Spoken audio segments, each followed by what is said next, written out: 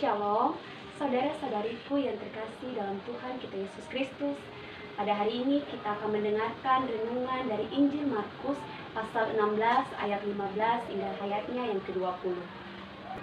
Saudara-saudariku yang terkasih dalam Tuhan kita Yesus Kristus, pada hari ini kita merayakan pesta Santo Fransiskus Xaverius. Santo Fransiskus Xaverius adalah seorang kudus, misionaris, dan salah satu pendiri Serikat Yesus yang lahir pada tahun 1506. Ia dibesarkan di Portugis dan dari keluarga bangsawan yang kaya raya dan memiliki pendidikan yang tinggi. Ia dikenal dengan kecerdasannya dan misi besarnya di dunia bagian timur. Dari kehidupan yang kaya raya, ia dapat memiliki segalanya. Namun, ada satu hal yang menjadi kegelisahan dan keganjalan dalam hatinya, yaitu sebuah ungkapan yang sering dilontarkan oleh Ignatius de Loyola, yaitu seorang mahasiswa yang sebangsa dengannya dan kelak akan menjadi santo. Ungkapan mendasar itu ialah, apa gunanya manusia mendapatkan seluruh dunia jika ia kehilangan jiwanya? Dari situlah awal babak baru bagi Santo Fransiskus Xaverius dalam menjalani proses menuju kehidupan yang baru, yaitu sebuah panggilan hidup untuk dapat membaktikan diri seutuhnya kepada Tuhan. Saudara-saudariku yang terkasih dalam Tuhan kita Yesus Kristus, dalam bacaan Injil hari ini Yesus berkata, "Pergilah ke seluruh dunia, beritakanlah Injil kepada segala makhluk." Pesan yang sama juga ditegaskan dalam Injil Matius pasal 28 ayat 18 hingga ayatnya yang ke-20 yang berbunyi, "Kepadaku telah diberikan segala kuasa di surga dan di bumi.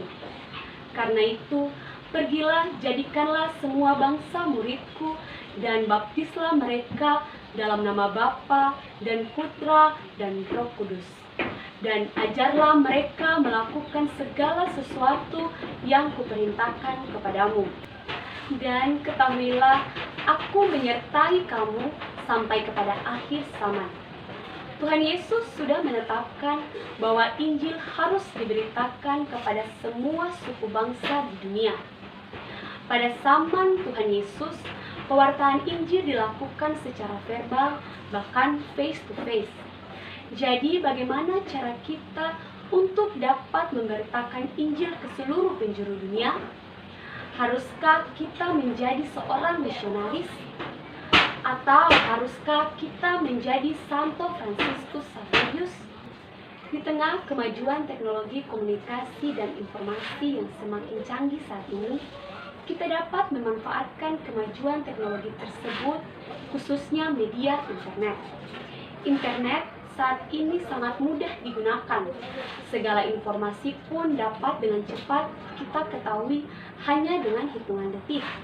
Bahkan seseorang dapat dengan mudah terkenal hanya dengan menggunakan media internet ini. Contohnya adalah YouTuber Atta Halilintar dan beberapa YouTuber lainnya. Hal yang sama pun dapat kita lakukan. Dengan menggunakan internet ini, kita dapat mudah memberitakan Injil, seperti membagikan video khotbah atau membagikan musik-musik rohani. Bahkan juga kita dapat membagikan kemurahan kasih Tuhan di dalam hidup kita untuk orang lain. Dengan demikian, kita juga dapat mengenal Tuhan Yesus dan memperoleh keselamatan.